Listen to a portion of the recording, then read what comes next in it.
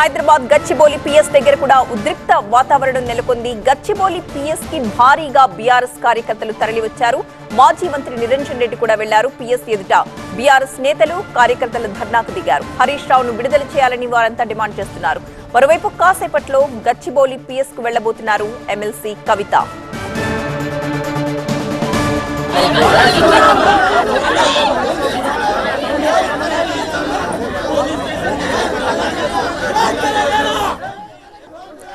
ప్రతినిధి ప్రణీత లైవ్ లో సిద్ధంగా ఉన్నారు. ప్రణీత చెప్పండి, ఇంకా హరీష్ రావుని గచ్చిబౌలి పిఎస్ లోనే ఉంచడానికి రీజన్ ఏంటి? అసలు మార్నింగ్ మనం చూసాం సిచ్యువేషన్, కౌశిక్ రెడ్డిని కలవడానికి వెళ్లిన హరీష్ రావును పోలీసులు అదుపులోకి తీసుకోవడం, ఆయన అరెస్ట్ చేసి తీసుకువెళ్లడం, కానీ ఇంకా పిఎస్ లోనే ఉంచడానికి ఏం చెప్తున్నారు రీజన్? అయితే పోలీసులు ఒకటి చెప్తున్నారు, వన్స్ కౌశిక్ రెడ్డిని అక్కడ రిమాండ్ నిమిత్తం కోర్టుకు తరలించిన తర్వాతనే హరీష్ రావును విడుదల చేస్తామంటూ పోలీసులు ఉదయం నుండి కూడా అదే చెప్తున్నారు.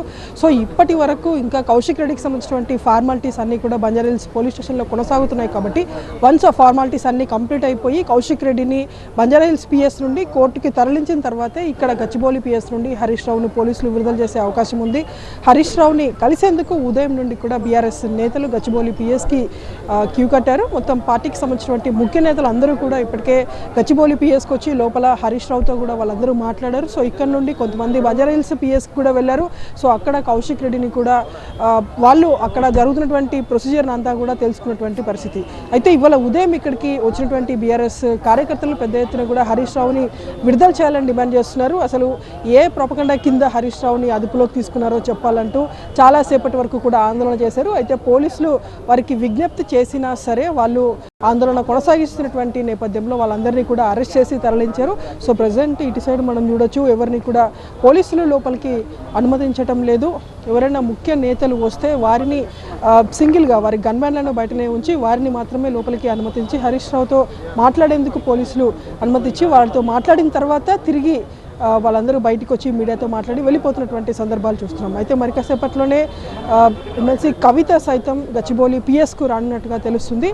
సో ఇవాళ సాయంత్రం వరకు ఎప్పుడైతే కౌశిక్ రెడ్డికి సంబంధించినటువంటి రిమాండ్ ప్రొసీజర్ స్టార్ట్ అవుతుందో అప్పటి వరకు హరీష్ రావుని అయితే గచ్చిబౌలి పిఎస్లోనే ఉంచుతామనేటువంటి ఒక ఇండికేషన్ అయితే ఇక్కడికి వచ్చినటువంటి పార్టీ ముఖ్య నేతలతో కూడా పోలీసులు అదే విషయాన్ని వాళ్ళకి కన్వే చేశారు. సో దాంతో వాళ్ళందరూ కూడా ఇక్కడ నుండి మళ్ళీ బంజారాహిల్స్ పిఎస్కి ముఖ్య నేతలు అందరూ కూడా వెళ్ళిపోయారు. ప్రజెంట్ గచ్చిబౌలి పిఎస్లోనే హరీష్ రావు ఉన్నారు.